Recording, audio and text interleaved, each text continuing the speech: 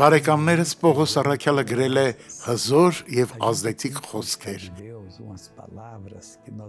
Մենք պետք է կարդանք նրա խոսքերը եւ այդ ժամանակ մենք կհասկանանք, թե ինչպիսի ուժ են իրենց մեջ պարունակում այդ խոսքերը։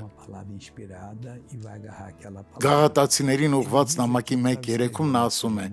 «Շնորհք լինի ձեզ հետ եւ խաղաղություն Հայր Աստծուց եւ մեր Տեր Հիսուս Քրիստոսից»։ Այսպիսով նրանք նույն անձնավորությունն են, ոչ, նրանք երկու տարբեր եւ առանձին մարդիկ են, բայց մեկ Աստված, Սուրբ Հոգին երրորդ անձն է, տարբեր եւ առանձին, բայց միայն մեկ Աստծու մեջ։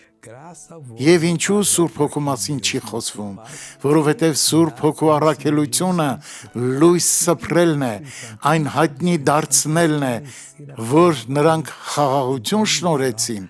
եւ Սուրբ Հոգին այս խաղաղությունն ու հրաշալի շնորհը կհայտներ նրանց։ Աղոթենք. Հայր, ես աղաղակում եմ քեզ այս մարդու համար, ես ասում եմ դու չար դուրս արի այս մարդու կյանքից Հիսուսի անունով եւ այլևս մի վերադարձիր նրա կյանք,